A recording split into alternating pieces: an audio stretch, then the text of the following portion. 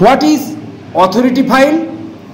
সামগ্রিকভাবে গ্রন্থাগারের কতকগুলি সাধারণ বিষয় সংক্রান্ত সিদ্ধান্ত গ্রহণ করতে হয়, যেমন ক্যাটালগ তৈরি করার সময় নতুন সমস্যা ও তার সমাধান ও ক্লাসিফিকেশন সম্পর্কিত কোনো সমস্যা হলে তার সমাধান এবং অন্যান্য বিষয় সংক্রান্ত যে সিদ্ধান্তসমূহ গ্রন্থাগারের ভবিষ্যতের জন্য প্রয়োজন অনুযায়ী ব্যবহৃত সিদ্ধান্ত গ্রহণ ও লিপিবদ্ধ করতে হয়।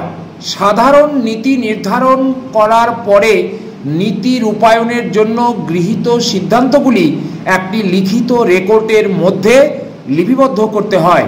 এরপরে প্রতিটি বিষয়ে কোনো সংশয় উপস্থিত হলে, একাধিক বিকল্প ব্যবস্থা থাকলে এবং অন্য কোনো অবস্থা সৃষ্টি হলে প্রতিটি একক ক্ষেত্রে সিদ্ধান্ত নেওয়া হয়।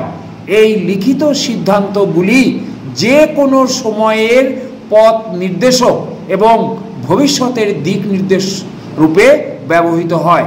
এই লিখিত সিদ্ধান্তগুলির লিপিবদ্ধ রেকর্ডকে বলা হয় অথরিটি ফাইল। Thank you.